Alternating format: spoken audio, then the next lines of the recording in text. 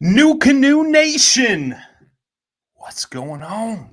Welcome back to another epic episode of Unlimited.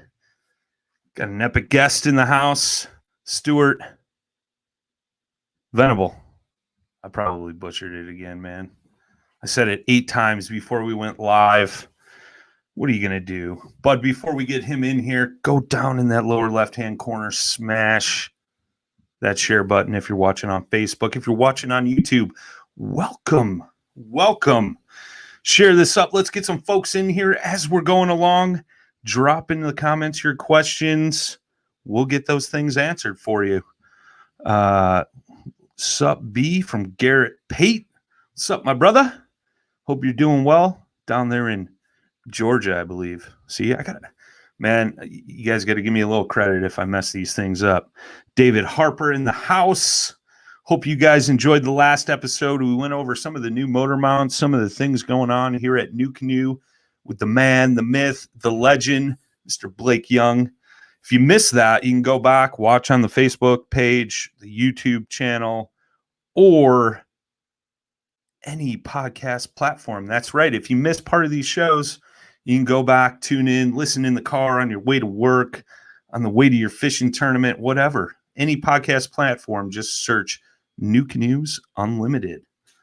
So, without further ado, let's get our man in the house, Mr. Stewart Venable. You'll get it eventually. Damn, dude. I suck. Say it really fast. Venable. There you go. Stewart Venable. See, I got it. All right, cool. Oh, man. How you doing, bro? Welcome to the show. Thanks for taking the time out this evening and chatting some new and kayak fishing and all that good stuff, my friend. Yeah, man. I don't need much prodding to talk about fishing or kayak fishing. So it was a little bit of work, but I cleared out the schedule. I like it. Well, I think this is the third time we've tried to do this. First time you were on baby duty. Second time, the boss man just kicked you to the curb. Finally, we made it happen. So glad to have you here, my friend. And, it's funny. Before we started, you were telling me you fished your first kayak tournament, 11 years ago? Yeah, something like that. Sorry, man. I'm not trying to age you, bro. I'm not trying to age you at all. Yeah, no, it's all good, man. I think it may have actually been like 2009. Okay. However long ago that was. Right on. In COVID years, whatever that equals. I don't know. So. Right on. Well, why don't you give us a little background, man? Who you are, where you're from, how you got into kayak fishing, and all that good stuff, my friend.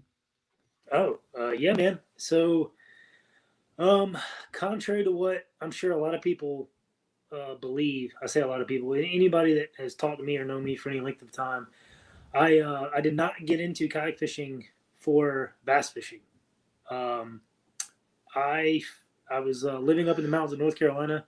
I went to school up there. I'm actually from Charlotte, North Carolina, and I currently live just south of there in South Carolina, but I'm right on the border there. Okay. But I was going to college, man, and I needed a way to actually borderline shady sneak into some trout fishing spots. I like it. And the game warden was a buddy of mine, and I asked him, I said, man, if I grab one of these little kayaks, can I sneak into some of these sweet trout fishing spots? And so I went to like Dick's Sporting Goods, I think, or whatever it was at the time, and bought some little $100 death trap sit inside that I had no business being in, and took off for the trout streams. I like it. And, fishing with a fly rod or traditional? No, because of where I was going, it was all traditional, man. Little tiny, 5-foot ultralight spinning rods, like 750 series reels. Right on. Kind of the stuff you probably get in trouble for. I mean, I've been in trouble for worse, just saying. Oh, definitely. Yeah, for sure. But yeah, that's how I got into kayak fishing, man. And then I moved to Atlanta, Georgia. And if you want to go way, way, way back, my dad was a tournament bass boat angler back in the 70s and early 80s. Oh, that's awesome, man. So, the bass fishing part of it, I definitely come by honestly. When I was in Atlanta, I had a little tiny apartment and didn't really have any place to keep a boat. Didn't have the money for a bass boat or anything, so I took that little kayak with me and started fishing some of the local spots. And I guess that was probably like 2010, 2011, and that's when the whole tournament kayak bass fishing thing kind of really, I guess, kicked off more or less. Okay. Um, and yeah, man, so it's been tournament bass fishing for the most part ever since. Right on, right on. And when did you get into New Canoe? How long you been on with New Canoe? Oh man, Oh, now I I'm have to gonna say it really seems like put you to the forever. ringer. Yeah. Um, yeah, I want to say, gosh, Blake and Everett are going to kill me if I get this year wrong. I think it was 2017. Okay. Right on. Um, you know, to be totally transparent with everybody, man, I fished with a Jackson kayak for a long, long time. Um, and Everett and I have been friends since way, way back when. And he was like, "Hey, man, you need to try the new canoe." And I met up with a good buddy of mine, Gary Ribbit, and tried some of his new canoes he owned back in the day. And I'll be honest with you, man, once I got into the pursuit, I was like, "Holy crap, this is like an answer to every prayer that I've ever prayed about needing a kayak." And man, I've owned a pursuit ever since that moment. Right on. Right on. You get it in the new unlimited? You're just sticking with the pursuit, man. Well, I've never been a one kayak guy. Let me say that. I've Okay. owned every kayak. I mean, I'm really a river rat at heart. If I have my druthers, I'm going to be on some like remote river somewhere. So I always own a Flint, an F10, something like that. Um, but the Pursuit is definitely my tourney yak of choice. The Unlimited, I don't have one yet, and that's by choice. But Okay. man, I'm super super stoked that there's something that's gonna kind of bridge a gap between that F12 and that Pursuit. Yeah. I'm super super excited for what it means to the general kayak fishing world for sure. Dude, I tell you what, man. I've only been out in mine like 4 times, maybe three, something like that. And I was, in the pursuit as well. And um I don't think I'm going back, man. I'm just saying. I'm just saying. That's a bold statement. Yeah. Well, I do some other things other than fishing, like, duck hunting and things like that. Oh So, yeah, yeah, for you sure. I do know, too. um, duck hunting out of the pursuit. Have you duck hunted out of your pursuit? No, I duck hunted out of an F12 and an F10. Okay. Okay. Um, Mainly because a couple of the places I've duck hunted are close to some of the bigger rivers, and it's kind of nice to be able to have the, I guess, flexibility of the F12. When you're kind of loaded out, if you're taking the whole kitchen sink with you, and a couple of little small duck hunting holes, the F10 is is really hard to beat. Yeah. Oh, I bet, man. And that thing's super. I mean, yeah. I mean, just maneuvers really well. Still got the stability and all that good stuff. Yeah, man. Stewart's biggest fan just joined, Jacob Miles. That's what he said. Just saying. uh, well, based on what Uh, he's been doing in his tournaments lately, I should probably be his biggest fan. there you go, man. There you go. Blaine Upton, kayak fishing in the chat, said pursuit equals plastic bass boat, speed, stability, deck space. I like it. He's not wrong, and I'll say this one time. Well, not one time, but the funny thing is, my old school nickname when I first got onto, and this is, you mentioned aging me. I'm going to do it for you right here. Okay. When I was in the message boards before all the Facebook and Instagram and all that stuff, my nickname was Maniac, and Okay. I was in a kayak years and years and years ago, and a guy in a big boat. I was out like, I think it was Christmas, maybe Christmas Day even. It was in Georgia, but it was like 20 degrees. It was basically snowing, which in Georgia is kind of a big deal. Yeah, that's Um, rare. and You there's a guys guy in the like, center console. He's a striper guide, and he pulls up and he goes, "What are you doing out here? You're in this like crazy little Tupperware plastic thing, and what's going on?" And I said, "Yeah, man, I'm out here striper fishing." And he goes, "You're some kind of maniac." And there you go. So it it's just stuck. stuck. I And like it. but of course, it's Maniyak. So of course you have to Okay. integrate the kayak part of I it. got it. But no, Blaze right. It's the pursuit, man. The reason I love it so much is because it really can be, a plastic bass boat. Yeah. You know, people freak out when they're like, "Wait a minute, you can do power poles, you can do, you know." Thanks to Ramel, everybody's got like 12-inch freaking screens on their kayak now. Um, but Thanks, power Romel. poles and large fish finders. You've got bow mount trolling motors. Yeah. Anything you can do with a bass boat, man. The pursuit kind of is that. In a way, it's that canvas. Let's talk about that for a second, man, because you've been in the game for a hot minute, like the evolution, right? Like back in the day, it was just paddling around these plastic boats, chasing bass and all that stuff. And then you've seen through the years, man, as guys are getting more and more involved in this stuff and they're really decking out these boats, man. I mean, how crazy has that been? I mean, and not only that, but what's probably like, when was that moment for you when you were like, you can do that on a kayak? Like, what?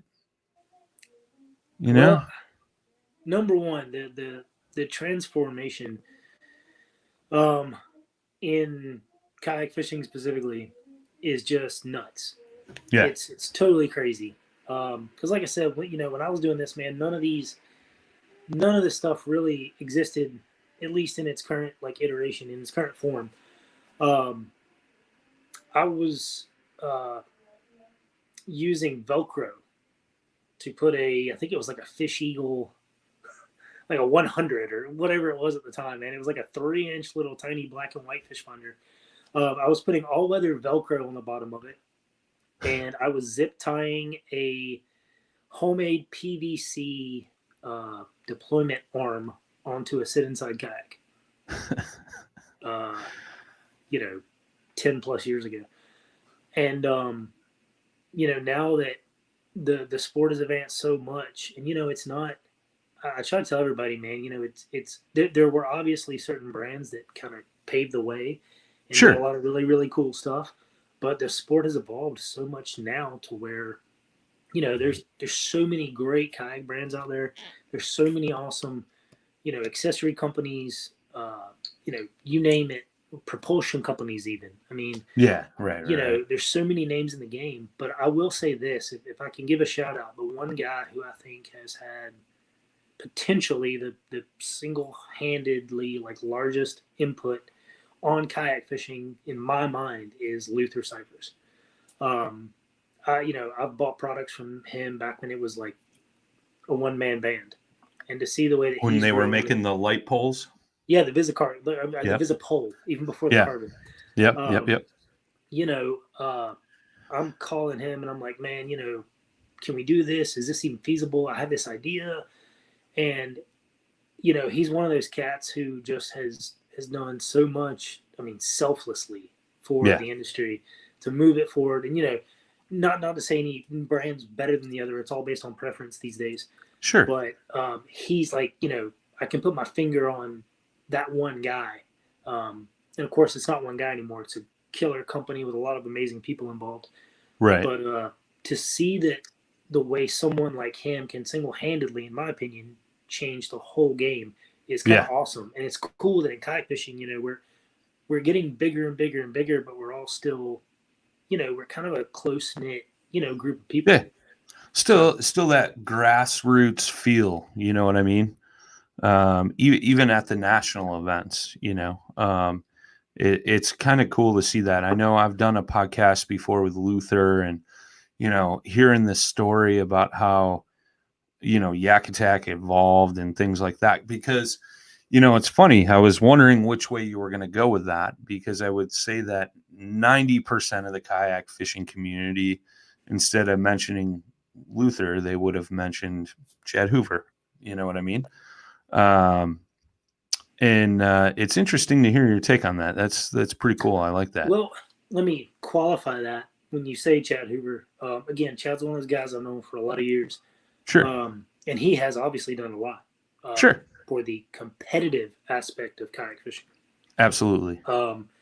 And, not to obviously make light of any of his accomplishments or his gifts to the community. The cool thing about what Yak Tech's done, it encompasses more, not even just kayak fishing, really, kayak accessories.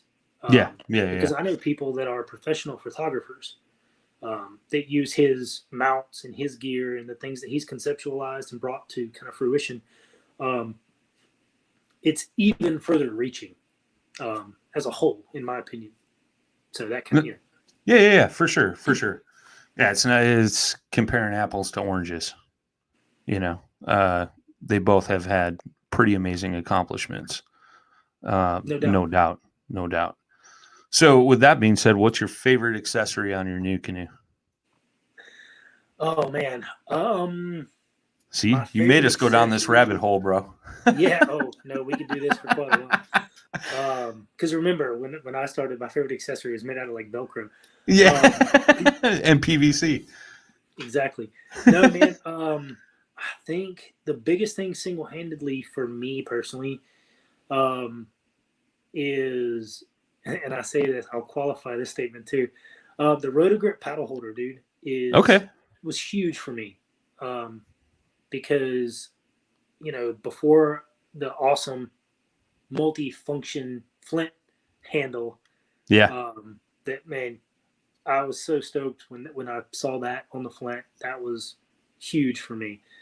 But especially as a river guy, because you talk to river guys, we like to lose paddles, stuff all the time. Sure. But that's where that Rotogrip kind of came in for me, because it solved so many problems, and not just paddles, but I also fish inshore saltwater and stuff too. And I've done some very rudimentary photo and camera work and stuff over the years. So to be able to like put a stakeout pole in that, or actually go get a PVC like Schedule 40 piece of pipe to mount a camera to that thing, or to use it as like a pan head almost. There's so many different things that that's been able to do, and I'm sure it's probably not what everybody else would say, but for me and my applications, that thing's been awesome. Right on. Well, that's the thing too about that thing, man. It's got more than one use. I see guys using that for so many different things and in so many different ways. It's kind of cool to see. When you see somebody doing something with one of those types of accessories that is out of the box thinking. It's pretty cool to see. The way guys utilize things. The kayak fishing world as a whole, our entire deal is out of the box. Yeah, that is for sure. That's super cool, man. So you're also team manager for the South Atlantic region, I believe it is. You broke up.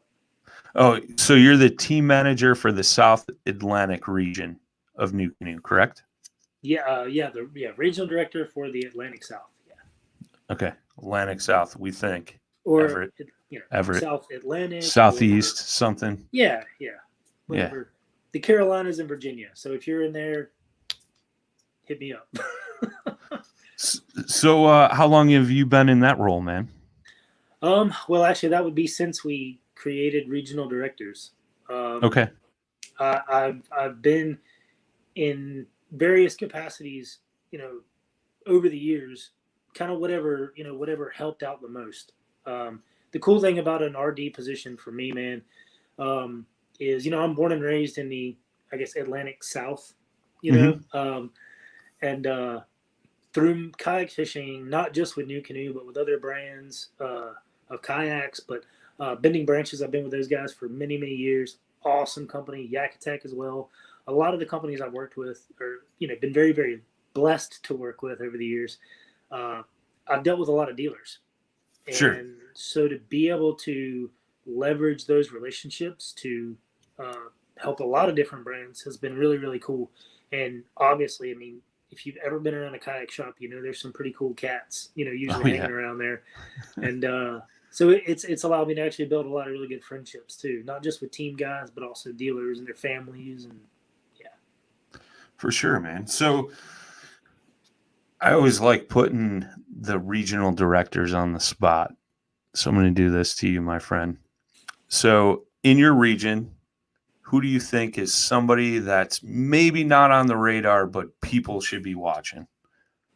And it's no offense to anybody else in your region. Well, that depends. What do you mean? Like one of my team guys, one of my dealers? What are we talking about?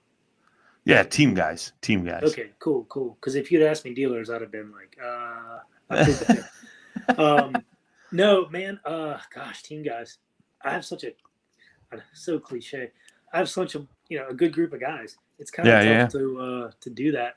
I will say, man, there's I have a diverse group, and I can really say that because I'm in a different season of life myself right now with a young kid. I've got. I was talking just last week with Jacob Miles. He fished a tournament actually right here in my backyard a week ago and did really, really well.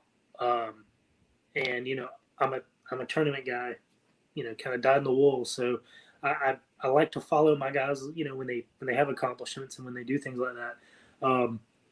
But I've also got to say, I've got some pretty strong support down here in South Carolina too, and they know who they are, and they've got some really cool stuff going on. So I'm gonna kind of skirt that issue a little bit. Okay, all right. I do that in good spirits because I really do have a strong team, and they're all doing a lot of really cool stuff. Right on, man. What do you think is like the most challenging part of being a regional director? In a way, that's the easy part. Because I've dealt with dealers with different brands, the hardest part is actually getting the dealers to use me as a resource. I hear it all the time. Blake's like, "Hey, man, we'll get this dealer asking this question," and I'm like, "Tell him to call me." Yeah, right. One of the awesome things about New Canoe is our structure. With our team and with the way we're set up, we really, and it's one of the things that actually drew me to New Canoe as a brand is because Blake and Everett and our guys on the team we're so dealer focused and customer focused. Because we are still a company that's in touch with our consumers, with our dealers. I have awesome relationships with my dealers, and I try to be there for them. But I feel like a lot of times they're kind of leaning on Blake a little more than they need to when I'm kind of right in their backyard. So it's a good problem to have. But again, right. The big cheese has got to work once in a while, bro. Just saying. I'm gonna go ahead and say he works pretty hard. He does, man. He's always going go. He's got one speed, and that's go. Very true. That's for sure. Unlimited. That's his speed. Yeah. He's got unlimited time to take care of it all. But that's super cool, man. So you're a big tournament guy. Are you helping run tournaments, or are you just fishing them in your local area then? Oh man, I don't know if there's enough money to help me run tournaments these days. Okay. I did it years and years ago. I guess it was like 2010 probably. Maybe even, I guess into 11 as well. Okay. I did help run one of the fledgling tournament trails, SKA, Southern Kayak Anglers, back years. I mean, I don't even know if you can Google that anymore. But I did help run some tournaments years ago, and I've been on some panels and boards and stuff like that, over the years. But my heart is in the competition aspect, and not even so much competing against other people, but growing up on the back of a bass boat. Yeah. With my dad fishing tournaments, it's kind of just ingrained into me. It's always like I should be getting better. I should be learning more. And tournaments is my outlet for that. It's my way to push myself and drive myself to try to constantly improve my skill as a fisherman. So, of course, 2020 was crazy, not just for the worldwide stage of craziness, but Yeah, also, right. I became a dad in early 2020, so that obviously tempered my traveling schedule. But in years past, I've had days where I've been on the road like 280 something days. That's crazy, dude. Um, I've put, I think, 40,000 miles on a truck in 1 year or something like that. Yeah, Um, I know how that goes. I love it, man. I enjoy it. I feed off of it. And, one of the really cool things about kayak fishing, specifically kayak tournament fishing, is for the guys that have been in this game for a while, the camaraderie is just, man, it's so cool. Um, there's guys that I only see 5 or 6 times a year, sometimes twice a year. And, no matter where we finish in the tournament, or no matter what's going on, we've always got time to stop and have a beer and have a burger, catch up. It's way more than just a on the water kind of thing. Yeah, for sure.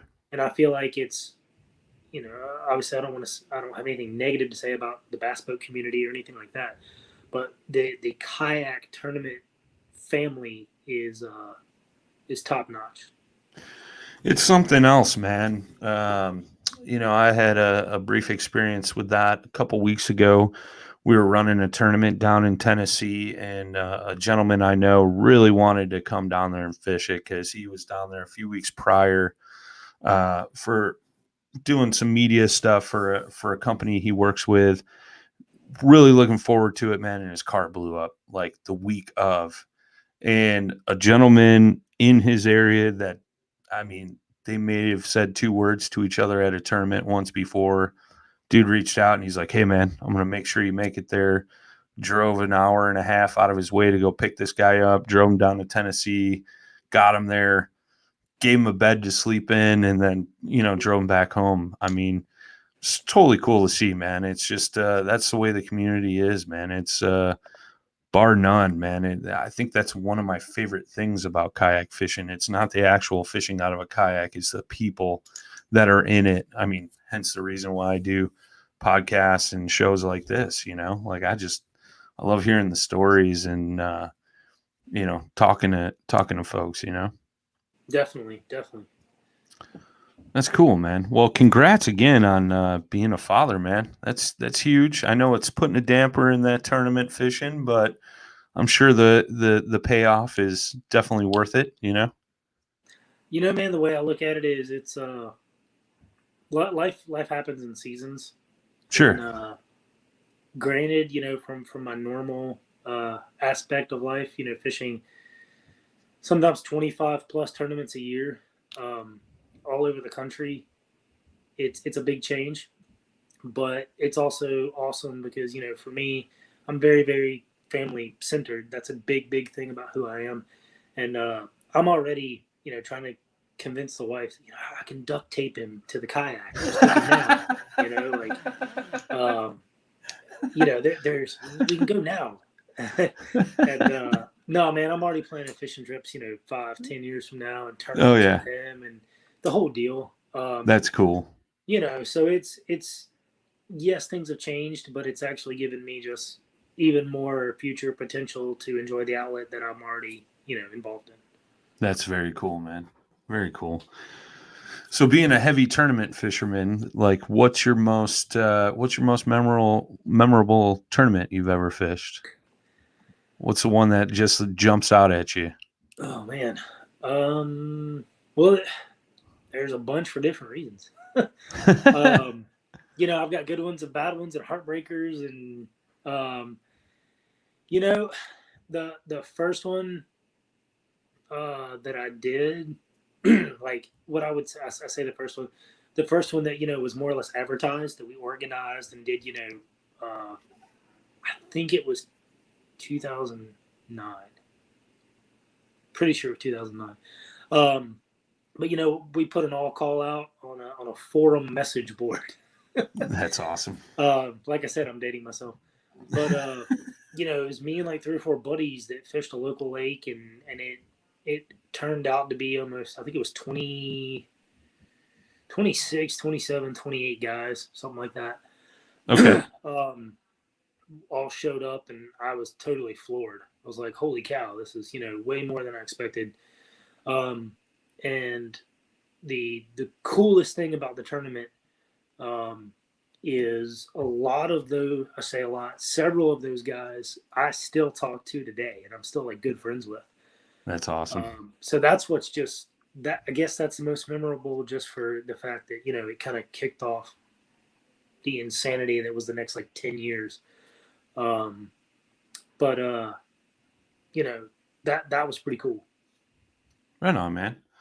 Well, if you had to give one piece of advice for maybe somebody that's new to the kayak fishing, bass fishing tournament scene, what would that piece of advice be? Oh, that's easy. Go for it. Man, I was actually just talking to Blaine Upton about this a few weeks ago. I was more or less talking smack to him because I was like, man, you have it so easy. Sure. And I don't mean that literally. There are so many more outlets, avenues of information, products. I mean, you name it. Every aspect of the sport has evolved for the better, of course. But man, we were driving to tournaments, 2010, 2011, even 2012, based on like a post we saw on a message board like a month prior, and no one's there. That's crazy. We drive like across 3 states in the middle of the night to go to a tournament that doesn't happen. But with social media, of course it's a double-edged sword, as we all know. But sure, the biggest thing, man, is the availability of information is just incredible. it's exploded, man. It's nuts. If you're somebody new looking to get into the sport, there's so many good kayak brands. There's so many good, paddles. I mean, like I said, every single aspect of the sport has evolved to the point where you can tailor it to exactly where you want to fish, how you want to fish, what you want to fish with. Just go for it, man. It's so cool how much is out there for the new kayak angler. Yeah, amen to that, man. I mean, I got into the game, I think it was beginning of 2018, and it's and that's when I started Paddle and Fin podcast, and that was because like we kind of struggled to find some information, man, and we started that off, and it's like just seeing the evolution from 2018 to current, it's just unbelievable. The amount of information that's out of there, the amount of shows like this that are out there, the all the products that have hit the market and all that stuff. It's just pretty unbelievable. Dave Palmer in the chat, do you think social media / internet has leveled the playing field for tournaments, especially if people are willing to put in the research? Yes and no, I think. Man, I'm gonna probably. I'm sure I'm gonna get like a million people that say I'm crazy. I would say absolutely not. I think it boils down to time on the water, right? Just there is no substitute for time right. on the water. I've seen so many guys that I fished with, guys and gals, that I've fished with, over the last 10 years. And to see how they've evolved as anglers is unbelievable. And if the level playing field, as Dave mentioned, being social media and internet, I would say it makes access to the information easier, but the application of that information may have actually even gotten tougher because of the volume of people on the water. Sure. I can tell you straight up, man, when I would go fish like Lake Gunnersville, I think I fished a kayak tournament there in 2011. And there was, 30 or 40 guys. And, finishing the top 10 back then was quite frankly easy. Just because I had so much time on the water at that point. I won my first 3 kayak tournaments. Nice. But it was time on the water at that body of water that allowed that. You can do all the research, you can watch all the shows, and I'm a total bass fishing show junkie. I ride around everywhere I go with, every podcast, every old Bassmaster YouTube show, FLW, MLF, you name it. I try to get as much information as possible. But you still have to go out there and figure the fish out. Right. So, Right. Yeah. Right. What's your favorite podcast, TV show, whatever, for bass fishing? Bill Dance? Just because it's so out there and crazy, and I probably have a twisted sense of humor, I love Stray Cast. Okay, right on. Pat and those dudes are totally nuts, but incredibly entertaining. And, bass podcasts are no different than everything else. A lot of the stuff gets repetitive and dry when you've listened to it for years and years and years. Sure. But those dudes do a crazy job. I always good. enjoy, something lively and fun. And like I said, I'm a little crazy too. So I like it. I need to hang out with Stuart and have one of them bourbons with him sometime.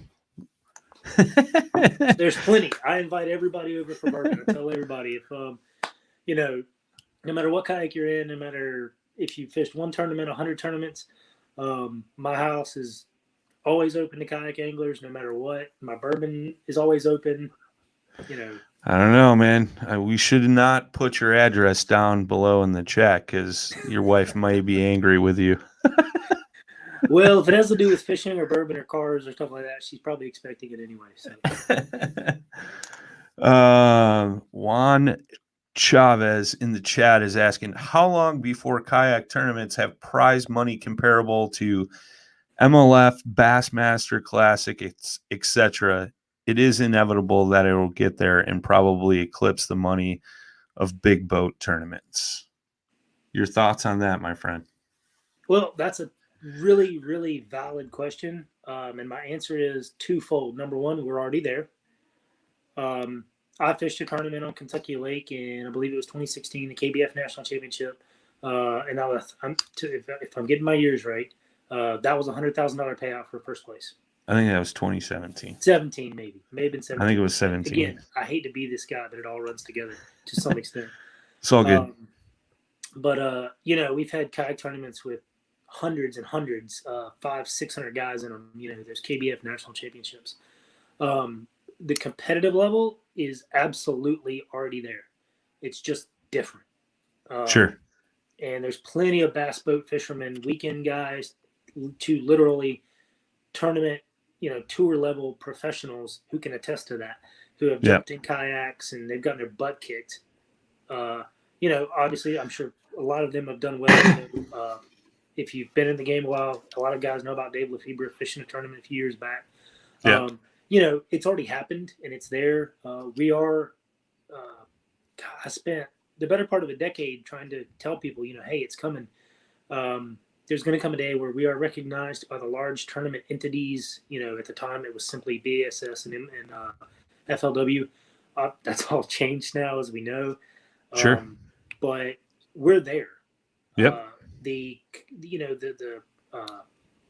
consistency of $100,000 events may not be there, but when I said my answer was twofold, I've worked in marketing in the past, both with the kayak and the fishing industry, as well as outside of it. And the biggest difference from a marketing and money perspective is the markups, are not there on kayaks like they are on $50,000, $60,000, $70,000, $100,000 bass boats. Right. And that's where a lot of that sponsorship money comes from for these guys. Sure. Specifically as well, non-endemic sponsorships. And for those of the viewers that aren't, in the lingo, non-endemic is basically, in a nutshell, it's money from outside the direct industry. So, whereas you go to like MLF or BASS or any of those large groups, you know, they have Toyota, they may have Dodge Ram, they have you know, large, they have Gatorade, they have, you know, whoever it is. Those non-endemic companies that are outside of their immediate reach and their scope is where that's where the big checks come from. And we've already seen that. We've seen, you know, BASS Elite Series guys. We've seen MLF Pro Tour guys in kayaks. You know, you see Mike Yep. Iaconelli, Jordan Lee, Scott Martin. You know, you see these guys. They've actually come to us. Yeah. Right. So from a true, you know, marketing perspective, we're already there. I like it. I like it. I mean, Bass Kayak Series is already going down. We'll see what the payouts are at that classic. But yeah, I mean, we're getting there, man. Totally agree. I mean, we've had those bigger events, like you've said, and that's dating back what 4 years ago, 4 or 5 years ago now. Yeah. So it's cool to see that evolution. But I totally agree, man. It's cool to see some of the big guys, you know, getting into that kayak realm. And then not only that, I think it was last year. Iaconelli was at one of the Hobie events. You know, that's his kayak of choice. Sure. And there was a live stream with him, and you know, he was just talking about the kayak community, and he's like, this is such a different world compared to the big, you know, bass boat guys. And he's like, I love this. And then, you know, when they were going over the next year's schedule with him, he was just like dumbfounded. He's like, this is probably one of the best schedules I've ever seen.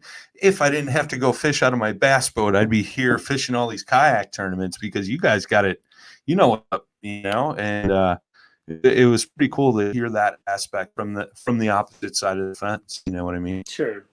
Well, and I've been lucky to talk with Ike at, you know, ICAST and a couple of events, and you know, the one thing I'm sure what I say in certain instances will come across a little bit disparaging against bass boat guys, which is not the case at all. Because, you know, again, remember, that's where I came from. But it's, number one, it's different. You know what I mean? Sure. It's just a different deal. But at the end of the day, if you're a serious kayak tournament angler, a serious bass boat tournament angler, and we'll go a step further, a serious, you know, kick boat tournament angler like they have out in Cali, it doesn't matter. You're still a hardcore bass chasing fool. You know, it doesn't matter the medium. It doesn't matter how you get on the water. You could be, you know, man, the amount of money that I've seen switch hands at a carp tournament on a pond at like 2 a.m. It you know, the medium may be different, but the passion and the end result is all still the same. We're all chasing, you know, whether it's just fishing, fish or brown fish or whatever. The passion is still there. That's cool, man. I like it. So we'll start winding this down. I got a couple goofy questions for you. So, other than bass, you can only fish for one species of fish. Bass is not included. What's it? No, you mean like black bass in general, right? Yeah. No smallmouth, no largemouth, no spots. Man, I would my gut, because I've done it the most, I guess, aside from bass fishing, is inshore redfish. Okay. I love the redfish. Again, the pursuit, man, is probably the most underrated skinny water inshore kayak that there is. I have snuck up on so many giant reds. That thing, it's such a cool inshore saltwater platform. But I'll finish the question by saying I am 0 for, I think, 13 jumping tarpon from a kayak. Oh, nice. That's like my biggest pressing like bucket list. Like, I'll do whatever I got to do to catch one from a kayak. All right, that was my next question. So you answer that. That's on my bucket list. That's for sure, man. I can only imagine what that's like out of a kayak. Standing in the pursuit or the unlimited, watching those things come tail dancing. And the flint, and it's It's wild in the pursuit. It's insane in the Flint.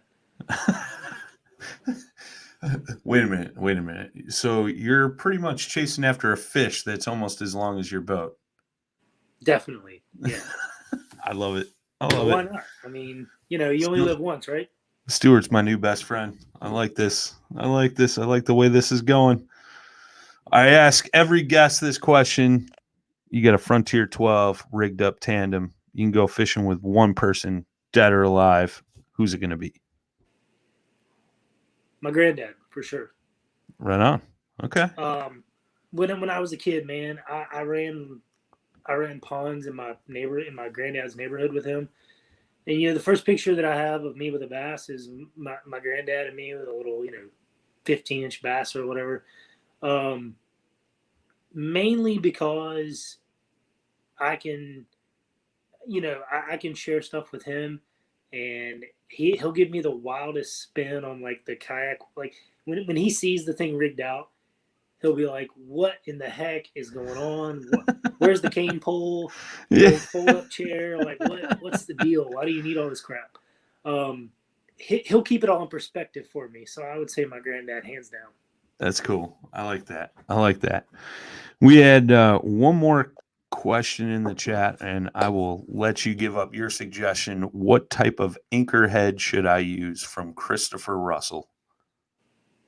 All right. Well, that's a really complicated question from my perspective. I'm assuming, Christopher, you've probably done a bunch of research on this already. And again, the blessing of the curse of the internet world is you have so many things to choose from. If I'm fishing in a smaller body of water, a community pond, a small lake, something like that, assuming, the depth is correct, there's a lot to be said for the power pole anchor. Assuming that $1,000 for an anchor is in your budget. Yeah. If not, there's, I've used so many. It's a simple question with a convoluted answer. But if it's in your budget, man, go grab a simple, $10 mushroom anchor from Bass Pro or Cabela's or whatever your local shop is. My immediate response is, aside from, because I fish rivers and lakes and inshore saltwater and all these different things, utilize your local resources, man. If you're fishing something in particular, if there's not even a kayak shop, if there's an outdoor store, a fishing store nearby you, go ask those guys, because chances are there's somebody local who's going to have that knowledge and been doing it for a minute. And they're going to be able to give you the best insight for what your application is. I like it. Good stuff. Stuart, my friend, thank you for your time away from the little one and the wife tonight, and to chat some kayak fishing and share the good word. And where could people go and follow you in all your unlimited adventures? Well, I guess in this social media world that we're in, like I mentioned before, Maniac Fishing, MANIYAK Fishing. It's all one word. That's my Instagram account for most of this craziness over the years. Facebook, I've got a public account, and I do that on purpose. I want people to be able to reach out to me, say what's up, ask me questions. Those are the two main points. You can also go through the New Canoe website. I'm listed on there. I try to be an open book. If there's any way I can help anybody, I'm all for it, man. So, if they want to find me, I'm sure they can this day and age. Right on. And if you want free bourbon and talking fishing, and you're in the Carolinas, just DM Stuart. He'll send you the address. So absolutely. There you go. Thanks, everybody who tuned in tonight. Appreciate you all. Next week on the docket, we shift from the East Coast to the Midwest. Matt Gibson's up on the hot plate. We're going to talk to him. He's fresh off a second place finish this past weekend. Got a nice 20.5-inch smallmouth, just a little one. So we're going to talk to him, get his take. I know he's fresh in an unlimited, but I know one of his favorites is the F10, as we discussed earlier, man. So we're going to chat with him next week. And as always, boys and girls, we're here every Tuesday evening, 7 p.m. Central, 8 p.m. Eastern. Till next time, tight lines, smooth paddling. Peace.